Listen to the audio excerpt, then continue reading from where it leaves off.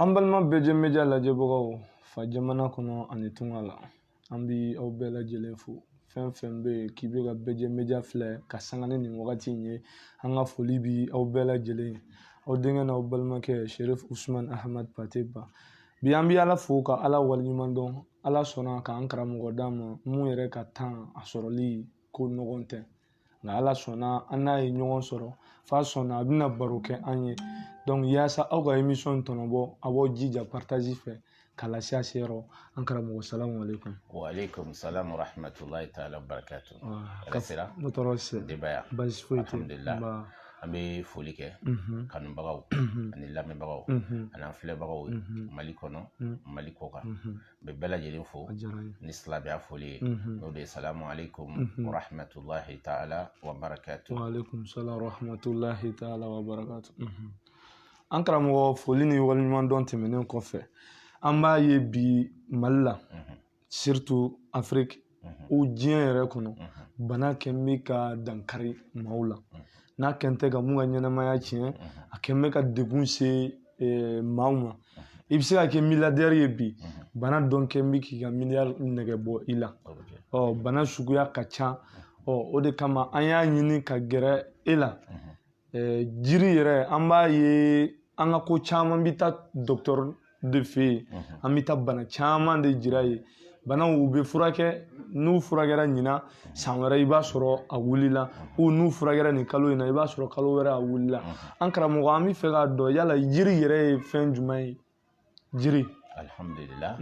an bɛ fɔ k'i barika da an b'an présenter jama la aw denkɛ dɔw den don dɔw dɔgɔnin don dɔw balimakɛ don n'o ye professeur Adama Jara ka bɔ Bamako quartier Hippodrome o y'an sigiyɔrɔ ye an ka base bɛnnen bɛ farafin furakɛli ma n'o ye an ka yiriw ye an ka yiriw fɔlɔ o de b'an bolo ka baara kɛ ni a ye yiri ye fɛn ye hadamaden tɛ se ka vie ni yiri tɛ ala yɛrɛ de y'an da ten tɔ hadamaden ni bagan an ka vie de gulonnen bɛ yiri la que ça soit a kɛra dunta ye o a kɛra a furakɛli sira ye o a kɛra i sutarala ye n'o ye fini ye o a bɛ fini minnu don précisément coton de don coton yɛrɛ ye mun ye coton fana o ye kɔɔri de ye donc adamaden tɛ se ka kɛ cogo si ni yiri tɛ i y'a faamu donc kodɔnbali de b'a fɔ ko farafin fura man ɲi o dose t'a la olu ye sabotage de ye n'o tɛ an bɛ dumuni sugu fɛn o fɛn dun n'a bɛ falen dugukolo kɔ kan o bɛɛ yiri de tɔgɔw de b'u différencier an b'a fɔ dɔ ma malo an b'a fɔ dɔ ma keninke an b'a fɔ dɔ ma pomme de terre an b'a fɔ dɔ ma ku nin bɛɛ yiri de ye mais tɔgɔw de b'u différencier i y'a faamu donc hadamaden tɛ se ka balo cogo si ni yiri tɛ i y'a faamu bon mɔgɔ tɛ dugukolo kɔ kan min tɛ yiri utiliser dugukolo kɔ kan o tɛ yen min tɛ yiri utiliser i kɛra farajɛ i kɛra farafin parce que i tɛ se ka vie cogo si balo cogo si ni yiri yɛrɛ tɛ donc aw n'i y'o de jateminɛ ka tila k'a ye bana kɛlen bɛ ka mɔgɔw sosɔgɔ mɔgɔw nɔrɔlen bɛ fɛn dɔw la a bɛ banaw mada mais a tɛ bana ban n'o pharmacie sira nasiraw ye mais an bɛ fɛ ka hakɛto ɲini kɛ bɛɛ lajɛlen fɛ ka sababu kɛ kuma ka gɛlɛn ni kuma na n'i ma don finman gasi la i bɛ don jɛman gasi la donc k'a fɔ ko an bɛ dɔ de lagosi pour que ka mankutu kɛ an yɛrɛ kan m'a la an ka tagabolo t'o kan mais on veut juste ka mɔgɔw hakili la éveiller u k'a faamu an bɛ fɛ ka min yira u la parce que joli ye naturel ye yiri ye naturel ye naturel fila tɛ hadamaden kɛ olu tɛ kɛlɛ n'i y'a yiri dun yiri bɛ se ka fɛn dɔ fila lase i ma la première des choses ni joli ni yiri tɛ bɛn i b'a fɔnɔ a tɛ to i kɔnɔ et puis effet secondaire t'a la n'i ma se k'a fɔnɔ a b'i kɔnɔ boli a bɛ bɔ n'a bɔra o y'a kɔlɔlɔ bannen mais k'a fɔ k'i ya yiri de utiliser k'a tori i kɔnɔ k'i kɛlɛ ka bana dɔ lase i ma o tɛ yiri ye i bɛ se ka yiri utiliser bana dɔ kama a bɛ se ka kɛ sababu ye o bana in a t'o kɛnɛya mais k'a fɔ ko yiri i y'o yiri min utiliser ko a ma se ka nin bana kɛnɛya k'a bana wɛrɛ lase ma o tɛ yiri ye donc an bɛ se ka fitinin min fɔ yiri kan pour un début o ye nin de inshallah. O diyara n ye an karamɔgɔ o kɔfɛ an b'a ye yiri kɔfɛ yiri y'a fɔ an ye yiri dɔn sisan nafa min b'a la ja naturel don jeli yɛrɛ fɛnɛ y'o ye u bɛ bɛn ni ɲɔgɔn ye donc an y'a ye sisan banaw bɛ bana la kɛn bɛ ka maaw sɛgɛn an b'a ye n'a y'i sɔrɔ bi kɔni i b'i si tɔ kɛ n'a ye o de ye an ka yetaw ye o dɔ ye tension ye fɔlɔ yala tension fura b'a la mun b'a ban pewu. Tension fura bɛ tension na min bɛ tension ban ka bɔ hadamaden farikolo la parce que tension yɛrɛ tɛna mɔgɔ yɛrɛ la i ma fɛn dɔw de bɛ tension provoquer tellement que tubabuw yɛrɛ bɛ siran ale bana ɲɛ olu y'a tɔgɔ min sɔrɔ a la dɔrɔn attention i k'i farati i y'a faamuya parce que ni min farati n'ale y'i sɔrɔ i kunnajalen n'i y'a AVC kɛ i kunnajalen o y'i da jɛgɛnnen a bɛ se k'i côté kelen faga ka don fɔ i sen na a bɛ se ka nin bɛɛ lase mɔgɔ ma mais fɛn dɔw de b'a lase mɔgɔ ma mɔgɔ caman to parce que tubabu sira yɛrɛ la u bɛ banaw de ta ka baara kɛ ni bana ye mais mun de bɛ nin bana masina provoquer il faut savoir d'abord k'o dɔn nin de bɛ nin bana in provoquer min m'a provoquer n'i y'o dɔn i bɛ se ka bana kɛlɛ mais min y'a provoquer n'e m'o dɔn i bɛ fura de ɲini bana la min b'a calmer o mais e tɛ se ka fura sɔrɔ bana na min bɛ se ka bana in ban o de ye problème ye tension kɔgɔ bɛ se k'a lase mɔgɔ ma kɔgɔ dun caya o bɛ se k'a lase mɔgɔ ma en plus kɔnɔja banbali n'i kɔnɔjara la première des choses i b'a jateminɛ fɛn fɔlɔ min bɛna kɔnɔja kɔfɛ i kɔ bɛ ja n'i kɔ jara i kunkolo b'i dimi n'i kunkolo y'i dimi i b'a ye vertige bɛ to ka k'i la fari bɛ kalaya bon ni fari kalaya nana tigɛ a ti jɔ wagati bɛɛ fari bɛ kalaya i b'a ye tension bɛ yɛlɛ ni tension yɛlɛnna dɔrɔn directement i bɛ taa dɔgɔtɔrɔso la u bɛ tension fura d'i ma i y'a faamu parce que n'o kɛra joli sira fila de bɛ hadamaden sɔnkun na kelen bɛ joli sama ka don sɔn kɔnɔ sɔn bɛ i b'a fɔ filtre de kelen bɛ joli sama ka don dɔ in bɛ joli labɔ sɔn kɔnɔ o b'a sɔrɔ sɔn y'a nettoyer dɔ in b'a labɔ ka taa n'a ye farikolo la i m'a ye n'u y'i ka tension ta u b'a fɔ ko tension kɛra 8 12 ou bien 12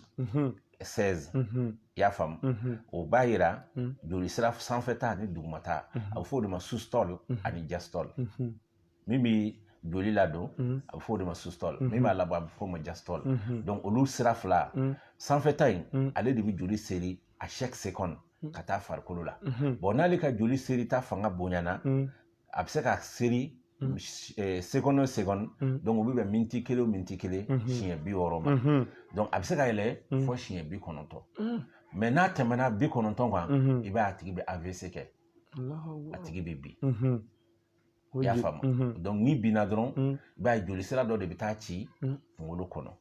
n'o veine cira dɔrɔn i b'a ye o de bɛ kɛ sababu ye ka défaut bila i binna côté min kan o bɛ taa défaut bila o kan donc a bɛ fɔ ko karisa y'a AVC kɛ a fan kelen sara walima a da jɛgɛnna walima a ɲɛ jɛgɛnna walima a sen kelen sara walima a bolo kelen sara o de bɛ taa fɔ i y'a faamu mais fura ala fana y'a sɔn fɛnw na yiriw la yiri min n'i y'a kɛ i bɛ ala jɔyɔrɔ ye tension na a bɛ tension effacer ka bɔ hadamaden farikolo la an b'o fɔ bɛɛ lajɛlen ni tension y'a mɔgɔ bin AVC sira kan n'a ma tɛmɛ kalo 3 kan ni n'a ɲa ɲɔgɔn ye ala ta kɔfɛ i fari bɛ wuli ka n'a nɔ na mais n'a tɛmɛna kalo 3 kan an b'o fana fɔ bɛɛ an tɛ mɔgɔ si musalaha k'a fɔ ko an b'i nɛgɛ k'a don a da fɛ a tɛ se ka kɛ o b'a sɔrɔ nerf minnu bɛ o niveau la olu sunɔgɔra bon n'olu sunɔgɔra olu tɛ se ka lawuli donc o b'o baara gɛlɛya mais ni tension kɔni y'a mɔgɔ bɛ yen dɔgɔkun kelen ka se kalo 3 ma ala ta kɔfɛ n'a ɲa ɲɔgɔn ye i bɛ lafiya da sɔrɔ wa n'a ma mɔgɔ min yɛrɛ bɛ yen ni tension de b'i la an ka tension fura n'i y'a sɔrɔ n'i y'a utiliser a traitement de ka suma parce que a traitement bɛ taa kalo 3 ka taa se kalo 6 kan n'a maa min bɛ ayi hali n'a min bɛ yen hali n'i yɛrɛ i b'a dɔn tension b'i la i b'a sɔrɔ mɔgɔ dɔw bɛ yen u bɛ tension fura ta dɔw san 4 san 5 san 10 u bɛ ka tension fura ta bon ni dun bɛ k'a ta i b'a ye fura min i bɛ k'a ta ati mako ɲa parce que ati mako ɲa mun na wagati bɛɛ i b'a mɛn tension jiginna wagati bɛɛ i b'a mɛn tension yɛlɛna e bɛ to o kamanagan de kɔnɔ chaque fois bon ni i nervera fana tension bɛ jigin yɛlɛ ni dimina ni i nisɔndiyara ka dan sago a bɛ yɛlɛ tuguni donc ale problème min ye a ka gɛlɛ a tɛ dimi fɛ a tɛ nisɔndiya damatɛmɛ fɛ donc problème n'a bɛ mɔgɔ min na a ka vie ka gɛlɛ bon tubabu kɔni ya fura minnu sɔrɔ a la o ye calmant de ye bon tubabu fura don bɛɛ bɛnnen don a kan tubabu yɛrɛ b'a sɛbɛn a kan u ka notice n'i ya fura o fura san n'i y'a notice lajɛ i b'a sɔrɔ a sɛbɛnnen b'a kan a bɛ nin bana in ɲa mais a bɛ se ka bana wɛrɛ lase i ma effet secondaire bɛ tubabu fura bɛɛ la bon yiri dun kɔlɔlɔ t'ale la i bɛ yiri utiliser cogo min ka di ye i b'a ye a tɛ kɔlɔlɔ foyi lase i ma wa kɔlɔlɔ t'a kɔfɛ n'a bɛ fɔ fɛn min ma effet secondaire o t'a la donc tension fura a b'an bolo nin cogo de la ala t'a kɔfɛ inshallah donc ni ma tension tɔ min sera i ma n'o ye nin numéro in wele a ka ca ala fɛ o b'i sɔrɔ ni ala ka diɲɛ ok an karamɔgɔ tension tɛmɛnen ka bɔ yen an b'a ye tension dɔgɔnin ou a kɔrɔkɛ yɛrɛ n'o ye jabɛti ye bi a fɛnɛ kɛn bɛ ka maaw sɛgɛn kosɛbɛ yala fura bi jabɛti in fɛnɛ la ka ko ka jɛ ka bɔ i la pewu wa alhamdulillah ala t'a kɔfɛ fura bɛ jabɛti la jabɛti fana fɛn dɔw de b'a lase mɔgɔ ma mais jabɛti ale ni tension olu ye taama ɲɔgɔn ye i y'a faamu mais tension mɔgɔ bɛ se k'i ka ɲɛnamaya kɛ tension b'i la i tɛ jabɛti sɔrɔ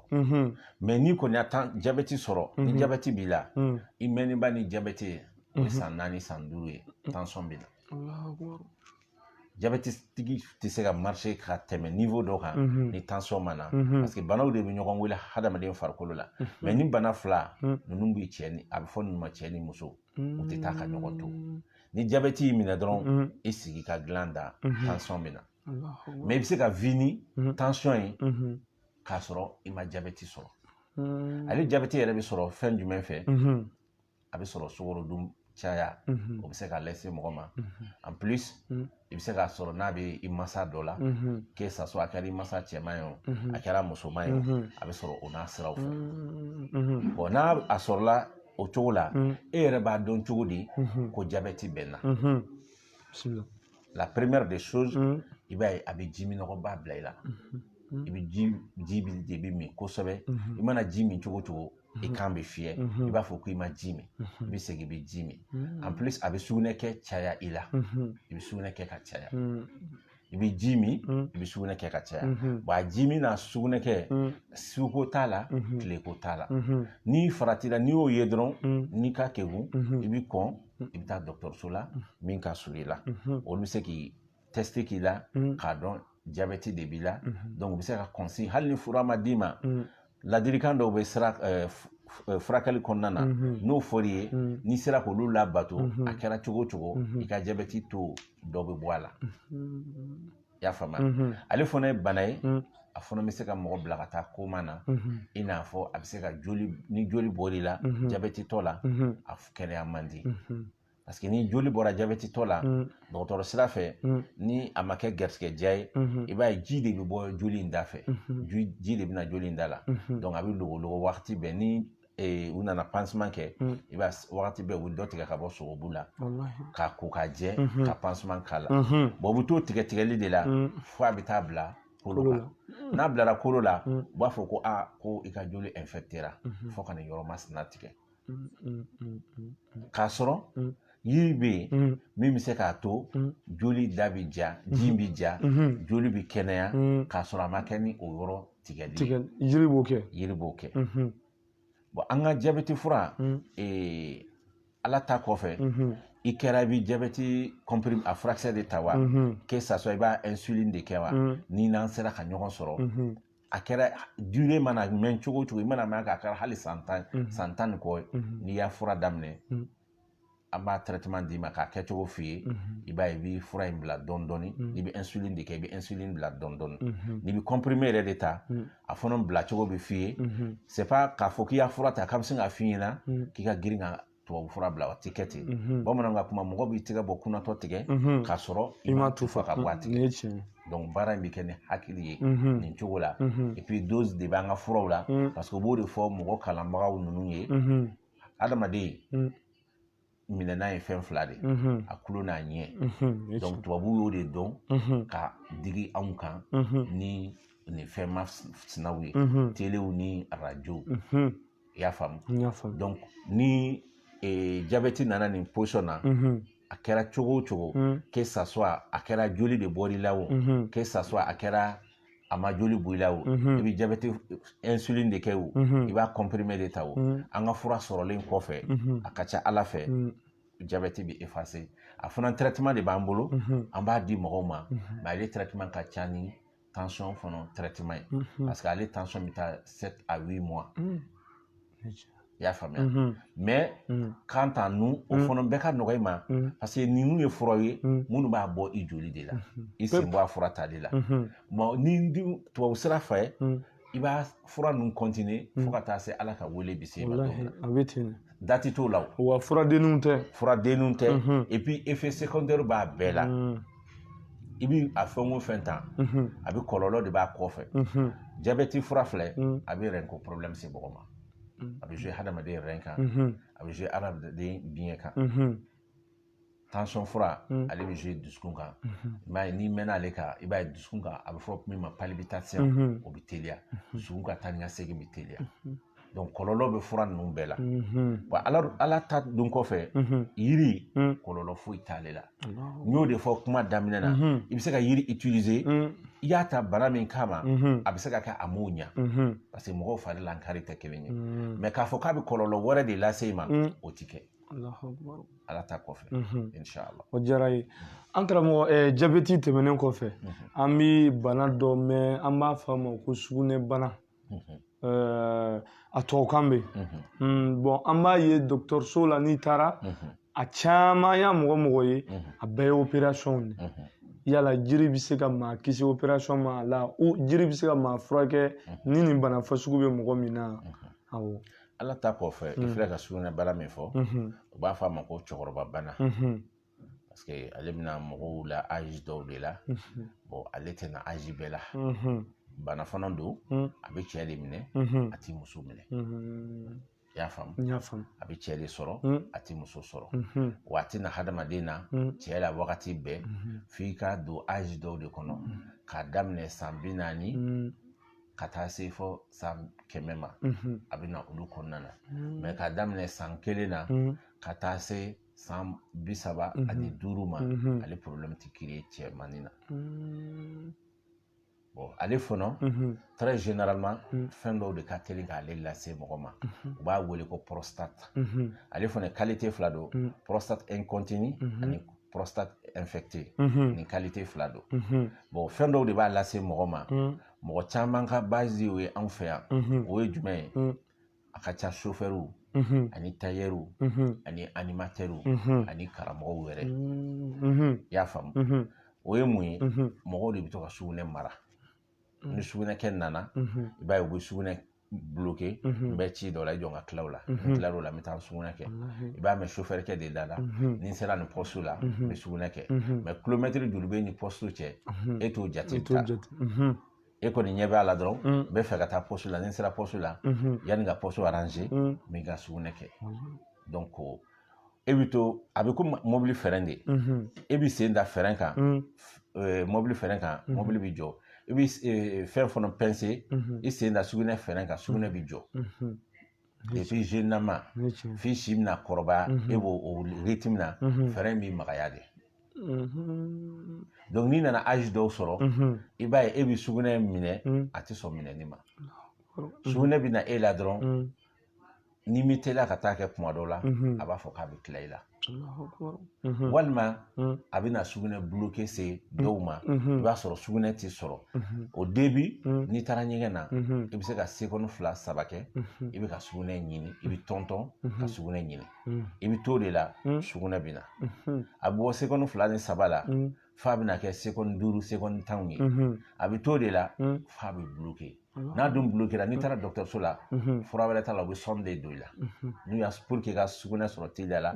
u ka fɛn sugunin dɔ bɛ ko sɔn u b'o de monter i la arakɔrɔlama in wala n'o sɔn monter i la i b'a ye i bɛ sugunɛ sɔrɔ bon u b'o k'i la wagatinin kunkuru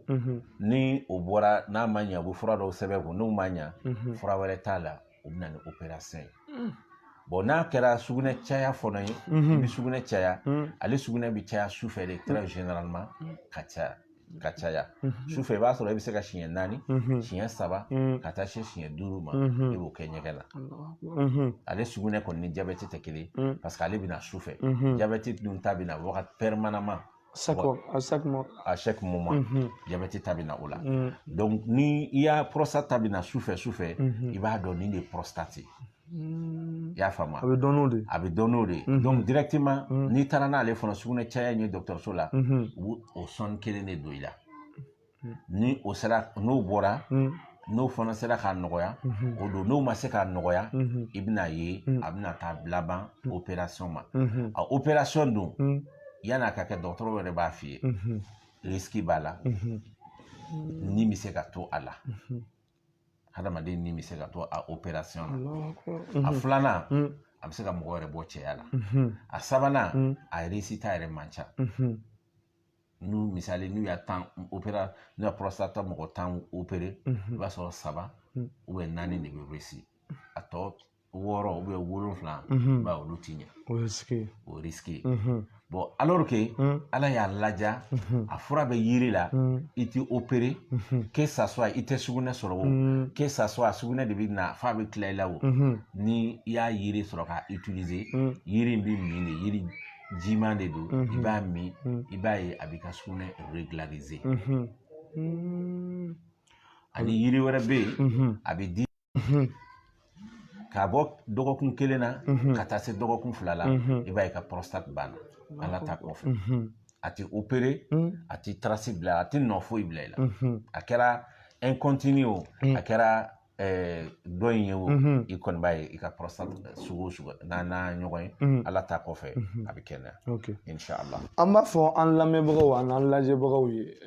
n b'a dɔn bana minnu fɔra sisan a kɛn bɛ ka aw minnu sɛgɛn u n'aw bɛ mɔgɔ dɔn ka a kɛn bɛ k'u sɛgɛn sɔrɔ yɔrɔ kelen dɔrɔn don an karamɔgɔ professeur Adama a ka numéro filɛ nin sanfɛ n'i ye weleli kɛ i kan ka sɔrɔ yɔrɔ min a b'o f'i ye an karamɔgɔ ni bana bɛ mɔgɔ min na n'a kɛn bɛ k'u degun n'u bɛ fɛ ka na se i ma yala n'u ye weleli kɛ telefɔni na u bɛ sɔrɔ ni mɔgɔ min u bɛ furaw lasɔrɔ ka sɔrɔ u ma na ni mɔgɔ min bɛ fɛ ka wuli ka na u kan k'i lasɔrɔ cogo di an k'o kɛ ka émission datugu alhamdulillah o ye ɲininkali ɲuman ye an ka fura tɛ radio la an ka fura tɛ dépôt la parce que furakɛli ka gɛlɛn ni fura ma ɲɛ a bɛ di maladie yɛrɛ bolo n'i bolo i b'a explication de parce que an y'a problème sɔrɔ a la i bɛ fura di mɔgɔ dɔ ma k'a ka taa di dɔ ma e b'a expliquer cogo min na yan'ale ka se a bɛ ɲinɛ fɛn dɔ kɔ bon n'ale ɲinɛna n'a taara n'a ye a bɛ taa kɛ cogo wɛrɛ la e m'a fɔ cogo min na donc n'a tigi ma jaabi sɔrɔ a b'a fɔ ko i ka fura ma ɲi donc an y'o kaw ye donc o de kama an tɛ sɔn intermédiaire ka don an ka fura la an ka fura tɛ bila radioso la an ka fura tɛ bila dépôt la n'i mago b'an na i bɛ Bamakɔ yɔrɔ o yɔrɔ ni que ça soit i bɛ ka bɔ suguba ɲafan fɛ dugu kɔnɔna fɛ i bɛ Kulukoro sira kelen de minɛ k'i kun da commune 1 kan n'i sera u b'a fɔ yɔrɔ dɔ ma UNRSP jolita yɔrɔ kari sisan u bɛ Covid analyse kɛ o yɔrɔ de la ni mɔgɔ min bɛ fɛ ka taa voyage la n'i sera UNRSP kari la u bɛ yɛlɛ i gauche fɛ n'i bɔra dugu kɔnɔna fɛ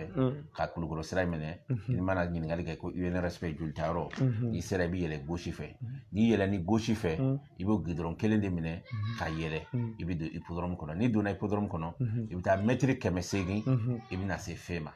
yanni ka se fe ma carré laban à droite n'i donn'o kɔnɔ mètre 100 i bɛna bila balontan terrain kan lɔgɔ tonnen bɛ yen i b'an ka plaque ye da la i b'a sɛbɛnne professeur Adama Jara o bɛ da la bon mɔgɔ minnu fana bɔ commune 1 na n'o ye Moribabugu ɲafan ye ka bɔ Jelibugu la ka na i bɛ Kulukoro goudron kelen de mɛ toujours i bɛna bila UNRSP da la gidron yɛrɛ kunna gidron bɛ yɛlɛ e droite fɛ ni yɛlɛ ni droite fɛ i bɛ tɛmɛ UNRSP yɛrɛ da fɛ juste i bɛ tilen ka yɛlɛ mètre 800 i bɛ na se fe ma yanni ka se fe ma carré laban à droite n'i donn'o kɔnɔ i tilen ka na dɔrɔn mètre 100 i bɛna bila balontan terrain kan i sera balontan terrain kan i kun kɔrɔta dɔrɔn i ka so lajɛ i gauche fɛ i b'an ka plaque ye soda la inshallah. Donc k'a fɔ an filɛbagaw ani an lajɛbagaw ye fɛn fɛn bɛ yen ko i b'i fɛ ka nin fura in sɔrɔ i b'i fɛ ka na an karamɔgɔ yɛrɛ fɛ yen nin ye yɔrɔ de tamaseerela y'aw ye k'a fɔ nin ye baro kunfɔlɔw ye ni Ala sɔnna jiri nafa min b'a la aw ni ne bɛna bɔ a kalama ni site in sanfɛ sabu maaya yɛrɛ tɛ taa jiri kɔ an karamɔgɔ bɔra k'o de f'an ye hali fini in filɛ na an kan na kɔɔri don kɔɔri yɛrɛ ye jiri ye an ka dunfɛn ani an ka donfɛn an ka baarakɛfɛn bɛɛ ye jiri ye yaasa ka jiri tɔnɔbɔ ka nafa sɔrɔ gɛrɛ professeur la ni tun y'aw garijɛgɛ ye bi ni Ala sɔnna don n'a nataw la aw bɛna yiri nafa caman sɔrɔ aw k'an bɛn diɲɛ wagati wɛrɛ la an karamɔgɔ dakurudanya laban. An bɛ foli kɛ ka barikada kɛ ka dugawu fana kɛ jamana in ye ka dugawu kɛ jamanadenw ye ka dugawu kɛ banabagatɔw ye ka dugawu kɛ kɛnɛbagatɔw ye n b'a fɔ banabagatɔw ma Ala k'u n'u ka sababu bɛn hadamaden i bɛ ko o ko la dugawu kɛ Ala k'i n'i ka sababu bɛn n ye ko caman kɛ o tɛ dalilu ye bamananw ka kuma ni boli ma ban bolo fifa ma ban dɛ i y'a faamu e bɛ ka fura kɛ e y'a yɔrɔ caman kɛ i ma ɲɛ sɔrɔ i t'i sigi k'i ya yɔrɔ caman kɛ o i bɛ continuer de i b'a ɲɛɲini bon solution min b'o la i kɛra diinɛ o diinɛ mɔgɔ ye i tilalen tila i ka bato la Ala deli Ala k'i n'i ka sababu bɛn fura caya tɛ ni n'i ka sababu bɛnna hali n'a tigi y'a bɔgɔ ta ka d'i ma Ala b'i mago ɲa ni sababu tɛ pharmacie tigi tɛ sa pharmacie tigi bɛ sa ka pharmacie falen to fura la ça veut dire que a ka sababu tɛ pharmacie fura kɔnɔ donc an ka Ala deli banabagatɔw Ala k'u n'u ka sababu n'aw ka sababu bɛnna a bɛ lafiya ni Ala sɔnna n bɛ dugawu fana kɛ kɛnɛbagatɔw Ala ka kɛnɛyaw di Ala ka jamana kolo suma Ala ka jamana kolo suma Ala ka cɛ bɛn don ani ɲɔgɔn cɛ fitinɛ min bɛ jamana in kɔnɔ ya Rabbi Ala ka jisuma bɔ a kan Ala ka jisuma bɔ a kan Ala ka cɛ bɛn don ani ɲɔgɔn cɛ an b'a fɔ Rabbana taqabbal minna innaka anta samiul alim wa atubu alayna innaka anta tawwabur rahim Allahumma zayyana bizinatil Qur'an wa akrimna bil kiramatil Qur'an wa albisna bil qira'atil Qur'an afina min kulli bala'i dunya wa azabil akhirah bi hurmatil Qur'an سبحان ربك رب العزة أما يصفون وسلام على المرسلين والحمد لله رب العالمين. الله كودو من عم بلا جلي.